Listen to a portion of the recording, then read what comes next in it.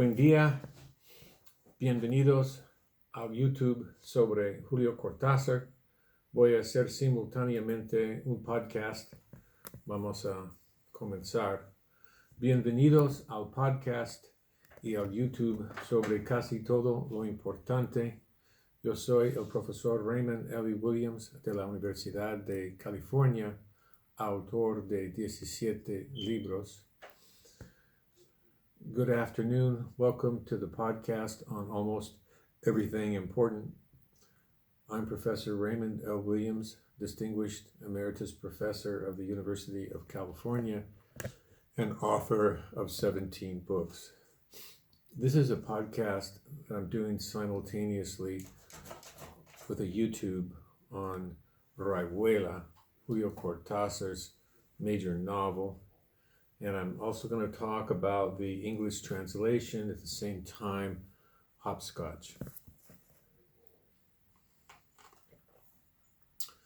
Entonces, voy a comenzar con una anécdota, luego voy a decir lo que quiero decir de Rayuela, y si hay tiempo voy a terminar con 2 o 3 anécdotas sobre Cortázar que conozco por medio de amigos mutuos.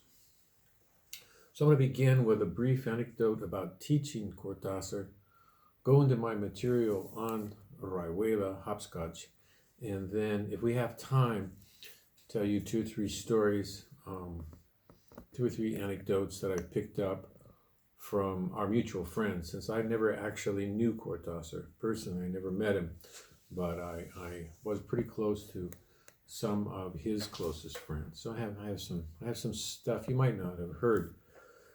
Ok, entonces, el problema con Cortázar es que es fascinante, pero si usted es profesor o profesora, es un autor bastante complicado.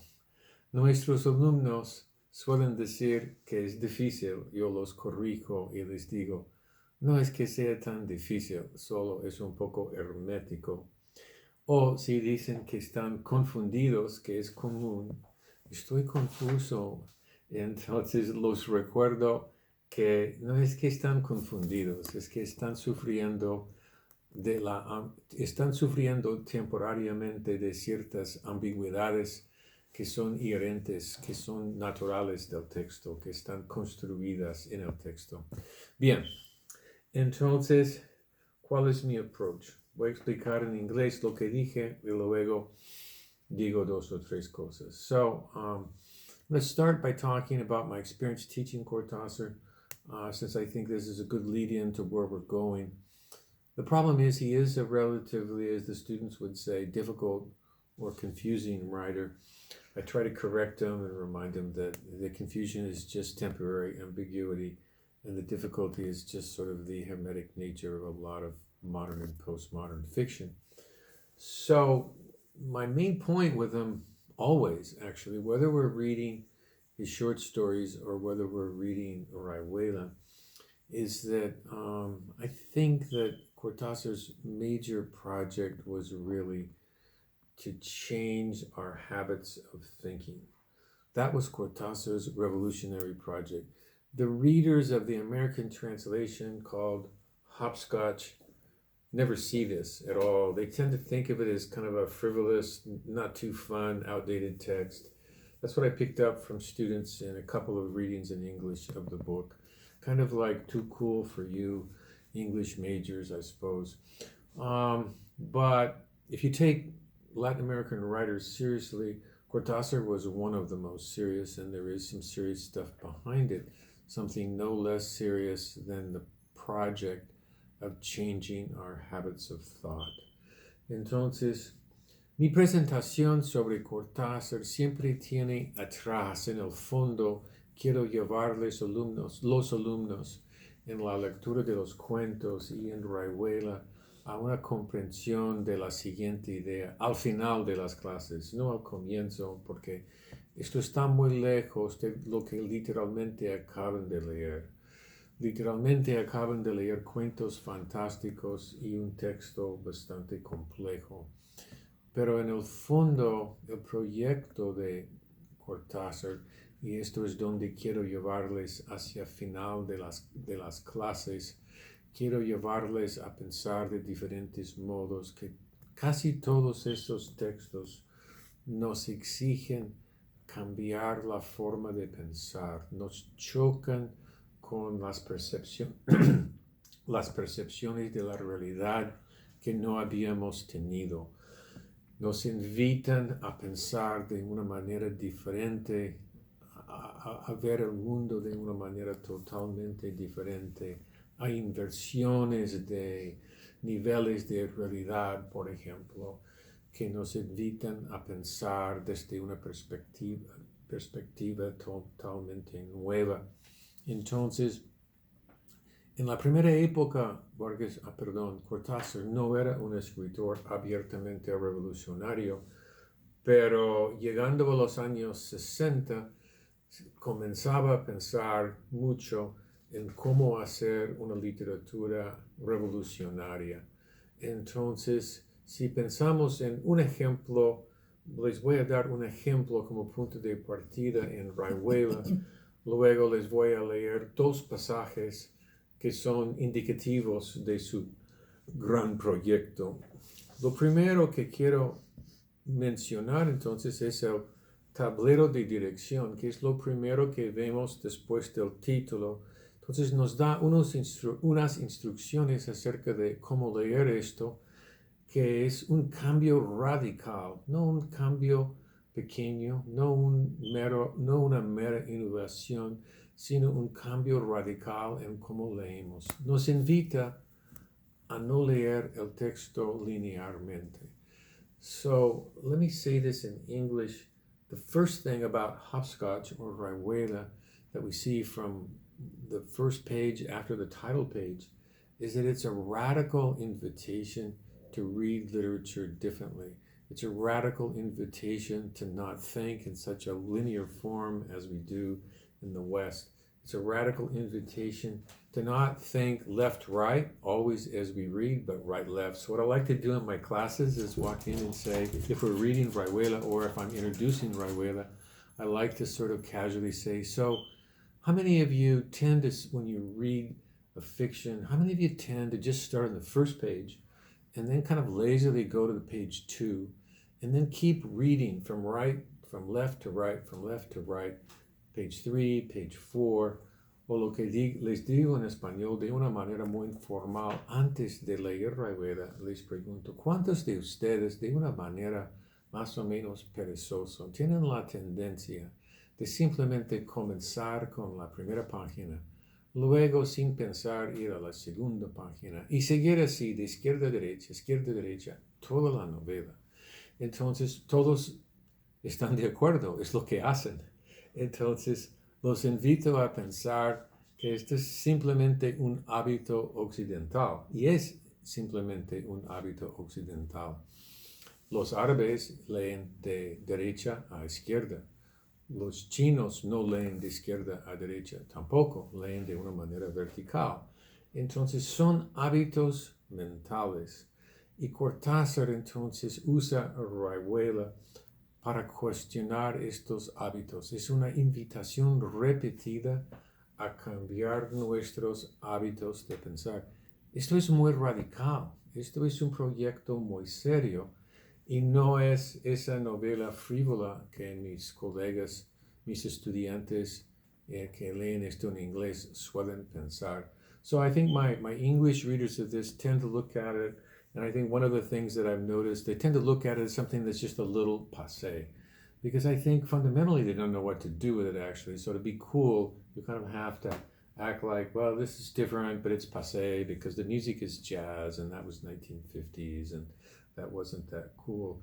Entonces es fácil no tomar en serio Rayuela hoy en día porque las referencias culturales no son tan cool, no son tan chéveres, no hay hip hop, no hay reggaetón. La música es jazz de los años 50, que cuando lo pensamos era la música más radical y revolucionaria que había, porque no era tan lineal y era una música bastante innovada, bastante insólita en su momento. Pero no hay que caer, yo creo, en estas ideas tan fáciles y sencillas de decir que simplemente las referencias culturales no están de moda. Obviamente no están de moda. Entonces, esta es mi manera de aproximarse a Rayuela y los cuentos. Claro que cada cuento puede tener un asunto más particular, más específico, pero mis conclusiones siempre llevan a los estudiantes hacia la idea de pensar que Cortázar y muchos textos modernos y experimentales pueden ser propuestas muy radicales, más radicales de lo que estamos acostumbrados a ver en la literatura. Yo creo que esto aplica todavía hoy. Ahora bien, quiero mirar un par de pasajes antes de que se nos acabe el tiempo, porque estoy dedicado a hacer este YouTube y podcast en 35 minutos. Y entonces solo les he dado un ejemplo de la invitación radical a cambiar nuestros hábitos de pensar. Y quiero entonces leerles también un pasaje. Ahora he perdido uno de los pasajes. Voy a tener que hacerlo primero en inglés. So we're going to look at a couple passages in this text that are examples of what I'm talking about. And I'm noticing that I don't have one of them real handy, so I'm going to have to find an example.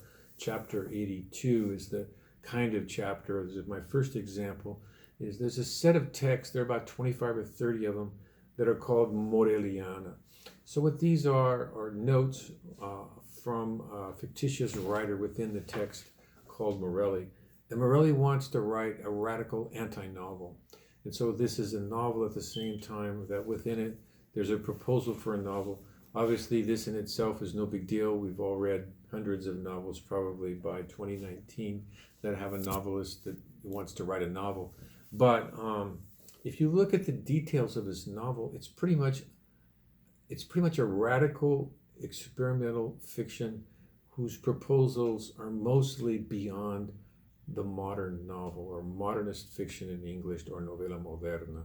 Entonces, las Morelianas en general son apuntes del escritor Morelli dentro del texto y su propuesta para lo que él llama antinovela, que es más moderna que la novela moderna.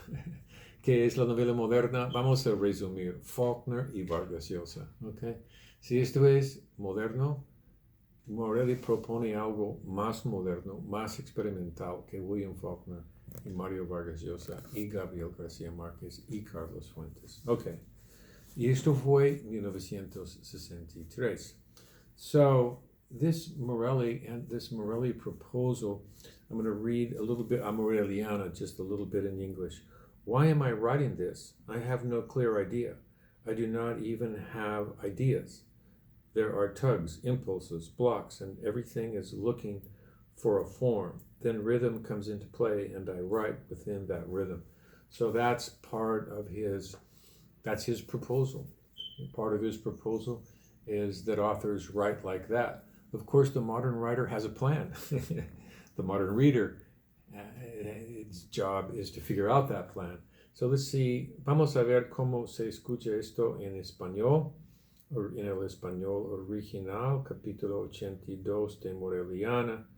Morelli, el autor ficticio, dice: ¿Por qué escribo esto? No tengo ideas claras, ni siquiera tengo ideas. Hay jirones, impulsos, bloques, y todo busca una forma. Todo entra en juego, el ritmo, y yo escribo dentro de este ritmo, escribo por él, movido por él, no por eso que llaman el pensamiento y que hace la prosa literaria u otra.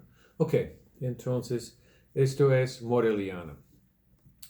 Entonces, lo que quiero mirar ahora es, además de la Moreliana, quiero ver un capítulo más donde se pone en práctica esta propuesta para una nueva antinovela y también un nuevo lenguaje. Y les pido disculpas porque es un cliché decir nuevo lenguaje. Mis estudiantes, cuando escriben disertaciones doctorales, todos declaran que su autor de su tesis ha inventado un nuevo lenguaje. Es un cliché. Todo poeta inventa un nuevo lenguaje. Pero esto es una propuesta más radical. Un nuevo lenguaje, por ejemplo, que tal vez no sea literario. Es una de las posibilidades que propone Morelli. Entonces, favor de escuchar esto. Esto es un capítulo 68 de los más citados como una propuesta radical para escribir en la lengua española, heredada de Miguel de Cervantes. Vamos a ver qué piensan ustedes de esto y qué pensaría Cervantes y qué pensarían los autores como Galdós, que es muy criticado en este libro, entre paréntesis, Galdós. Aquí va el texto, capítulo 68. Comienza así. Apenas él le amalaba el noema, a ella se le agolpaba el clemiso y caían en hipromurias. Tal vez algunos de ustedes que son hispanohablantes piensan que no sé leer español porque esto no tiene sentido. Yo sé leer español. El texto es totalmente inventado. Pero vamos a ver qué les parece que está pasando. Voy a repetir. Apenas él le amalaba el noema, a ella se le acolpaba el clemiso y caían en hidromurias, en salvajes ambonios, en sus talos exasperantes. Punto. Cada vez que él procuraba relamar las incopelusas, se enredaba en un grimado quejumbroso y tenía que involucionarse de cara al nóvalo, sintiendo como poco a poco las arnillas se espenjunaban, se iban apelotronando, republiendo, hasta quedar tendido como el trimalciato de ergomanía al que se le han dejado caer unas fílulas de cariaconcia. Esto es solamente las dos primeras oraciones del capítulo 68, que es 2 veces más largo que esto. So now let's take a look at this text. If you don't understand Spanish, you're probably really worried if your Spanish is weak, what I was reading. But don't worry, the native speakers of Spanish didn't understand. Well, they didn't literally understand anything, but I think they have an idea of what's going on. Yo creo que los hispanohablantes sí saben lo que están haciendo en este párrafo, pero vamos a mirar cómo Gregory Bassa trabajó esto en inglés, el gran traductor. Chapter 68 begins like this. As soon as he began to amalate the noeme, the clemis began to smother her, and they fell into hydromodia, into savage ambonies, into exasperating sustales. Each time that he tried to reanimate the Herinacopes, he became entangled in a whining grimmet, and had to face up to invulsioning the novelisk, feeling how little by little the Arnesi would spajun were becoming peltrinated, redoblated, until they were stretched out like the ergomanine trimuxiate, which drops a few filiers of cariaconsa. So whatever you think is going on, it sounds sexual, right? So this is the famous passage, the famous sex passage of Rayuela. Entonces, este pasaje que he leído en español e inglés es el famoso pasaje del amor revolucionario descrito por Julio Cortázar en un lenguaje totalmente inventado. Esto fue parte de la revolución de Julio Cortázar. Y estos son entonces mis 3 ejemplos de lo que se puede encontrar en Rayuela. Claro que se necesitaría un seminario de 15 semanas para mirar más pasajes y discutir más exactamente qué está logrando Cortázar en esta propuesta de cambiar nuestros hábitos mentales, o más bien de invitarnos a pensar en cómo cambiar nuestros hábitos mentales tan fijos, leyendo día tras día en América Latina y Estados Unidos, de izquierda a derecha, letra pequeña en palabras escritas como lo que nosotros definimos como palabras, ¿no? Entonces, those are my 3 passages of Rayuela-Hopscotch, and they are, in a way, Cortázar's invitation to change our habits of thinking, but more so, in a way, rather than thinking that this novel will change our habits of thinking, really it's a long-term invitation to change our habits of thinking, is what Hopscotch is all about. So it's really much more serious than it looks in English, I have to say. Some books translate better than others, but you have to enter the reading of Hopscotch with a certain reverence that we have in the Hispanic world. Those of us that are readers of Latin American literature, even though I come from the North, I say we readers in the Hispanic world because I'm a reader of Latin American literature. And so approaching the text with a certain reverence is a very interesting proposal. If you're just interested in whether or not the cultural references are cool, then maybe it won't be that good. The cover is kind of cool, right? The woman looks like she's taking drugs or something like that. So, that's kind of how it came across. After all, it's a 1950s book because it was published in 1963. So that's what it's all about. Entonces, voy a terminar mis 8 minutos de este YouTube y este podcast hablando de las anécdotas que yo conozco, las anécdotas personales que yo conozco sobre Cortázar, que se asocian con lo que acabo de explicar, de lo que acabo de proponer. Y entonces voy a comenzar con la primera anécdota, que es cuando Vargas Llosa conoció a Cortázar. Los dos, no los dos tan jóvenes, pero definitivamente Vargas Llosa era muy joven, tenía alrededor de 20 años, estaba en París, acababa de publicar su primer volumen de cuentos, no era el famoso Mario Vargas Llosa todavía de sus novelas de los años 60, porque, como digo, esto fue a finales de los 50, que un amigo lo invitó a cenar con un cuentista argentino, sin nombrarlo. Entonces Vargas Llosa fue y conoció, lo introdujeron como Julio, cuentista argentino, y se pusieron a hablar y Vargas Llosa fue bastante impresionado con su inteligencia. Y después de un rato le preguntó su apellido y Julio dijo Cortázar, ¿no?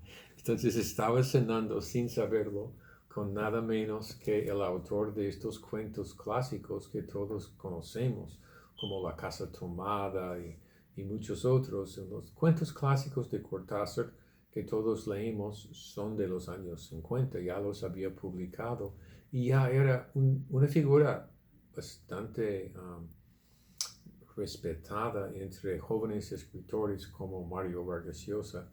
Entonces, el Cortázar que Vargas Llosa describe en esa época era modesta, una persona muy modesta y una persona sin ningún interés político, una persona básicamente apolítica.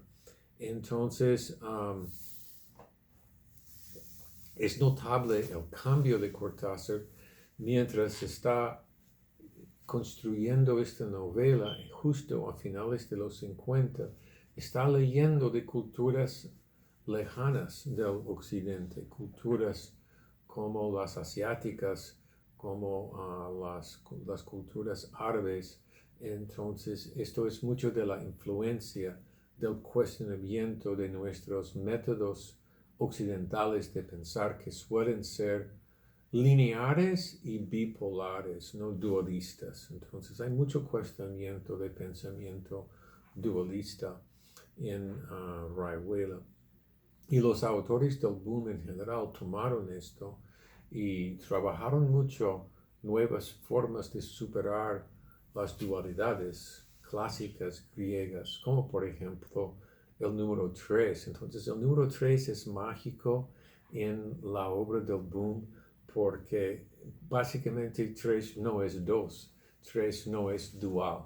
Entonces yo he sido criado pensando más en 3 que 2 desde mi adolescencia leyendo Cortazar. Mi adolescencia leyendo Cortazar, entre paréntesis, estoy hablando de un joven de 19 y 20 años en Concepción, Chile, leyendo cuentos de Cortázar. No teníamos ni el dinero ni el conocimiento de enfrentarnos con Rayuela, pero sí leíamos fotocopias de cuentos de Cortázar dentro y fuera de clases y los discutíamos en diferentes lugares. Yo recuerdo más que nada en Concepción, Chile, discutíamos si era o no era tan revolucionario ese escritor, porque ese era el criterio en esa época de toda lectura de mi generación en lengua española. Hoy en día me parece un asunto un poco trillado, un poco cansón, pero nosotros no éramos capaces de pensar que estos cuentos que leíamos eran invitaciones a nuevos hábitos de pensar. Yo necesitaba un profesor a guiarme a pensar así o repensar. Y entonces Cortázar se fue adaptando a sus nuevas ideas y sus invitaciones a nuevos hábitos de pensar hasta hacerse él mismo como ser más liberado, una nueva persona más revolucionaria, aliado de la revolución cubana, y también renovó su vida como revolucionario casándose de nuevo con una canadiense, una fotógrafa canadiense que se llamaba, ¿cómo era? Carolyn Dunlap, creo que fue Carolyn Dunlap, se casó con ella. Esta es la vida de Cortázar que más conocemos, porque nosotros estamos conscientes de Cortázar como escritor del boom, más o menos a partir de su época revolucionaria, desde mediados de los 60. Entonces quiero terminar con otra pequeña anécdota acerca de Cortázar. Quiero mencionar en cuanto a Vargas Llosa y lo que él me dijo, toda esta historia de Cortázar que conozco por medio de dos fuentes. Vargas Llosa, bueno, dos fuentes, escritores que serían Vargas Llosa y Fuentes, y también el libro de Luis Hars, Into the Mainstream, Los Nuestros, se llamaba en la versión original en español. Entonces, esa entrevista con Cortázar todavía es muy clara en mi mente y esto me da confianza que publicar libros, incluyendo lo que dicen los autores, es un trabajo de valor, que además de nuestras lecturas, yo estoy convencido que saber las intenciones de los autores importa. Por ejemplo, es difícil descifrar a Cortázar sin saber sus intenciones. Nos gusta pensar que somos lectores tan agudos, que es más importante el texto que las intenciones del autor, pero saber las intenciones amplias y el proyecto amplio de Cortázar, yo creo que nos ayuda mucho.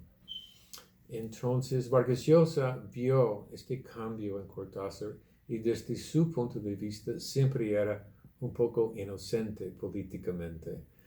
Y cuando se dividieron, entonces, y Cortázar se hizo más revolucionario y Vargas Llosa más conservador cada año. Entonces, es obvio que Vargas Llosa tendría esa opinión de Cortázar, un inocente político. Igual Fuentes pensaba que Vargas Llosa era un inocente político. Entonces, para terminar, una anécdota que oí de 2 o 3 fuentes, de Vargas Llosa creo, de Fuentes creo, y de mi ex mentor Wolfgang Lutin, el traductor de ellos al alemán, el traductor del boom al alemán.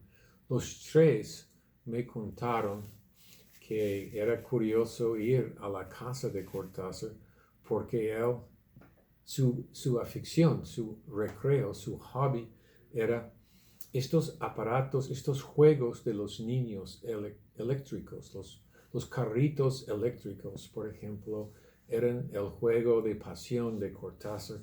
Y él tenía un cuarto de su apartamento lleno de puros juegos de niños. Él no tenía niños nunca, eran para él. Y entonces en las cenas, con los escritores del boom, imagínense, García Márquez, Vargas Llosa, con Fuentes, al terminar el café, Julio decía, bueno, vamos al cuarto a jugar. Y entonces yo sé que algunos de ustedes, los cínicos, están pensando en juguetes de otro tipo. No, juguetes de niños electrónicos. Y eran, entonces, por ejemplo, hacían carreras, Cortázar y García Márquez, carreras de pequeños carritos de Fórmula 1, ¿no? Que son la pasión de algunos hoy, ¿no? Fórmula 1, pero en miniatura, en el cuarto de Julio Cortázar. Y hay una gran lección, creo, en esto. La lección es una lección de mi mentor, John Brushwood, y es que no hay que ser siempre sobrio para ser serio, ¿no? O sea, la seriedad puede incluir humor y juego. Y esto es Julio Cortázar en Rayuela. Y esto es Julio Cortázar en su cuarto de carritos electrónicos. También creo que es una marca, es una señal, son simbólicos los carritos, yo creo, de un verdadero interesado en la vanguardia, en lo innovador. Porque si hoy lo más nuevo en la tecnología es el Samsung y el iPhone que uso para mis comunicaciones y mi vida diaria, en esa época lo más tecnológicamente innovador eran estos carritos electrónicos y la radio transistor. Estos eran cosas fenomenales cuando yo era niño. Muy bien, es lo que tengo sobre Rayuela-Hopscotch. This is what I have on hopscotch and Rayuela. I hope you've enjoyed this YouTube and podcast and found them instructive. There are more podcasts on SoundCloud and more YouTubes that can be found under Raymond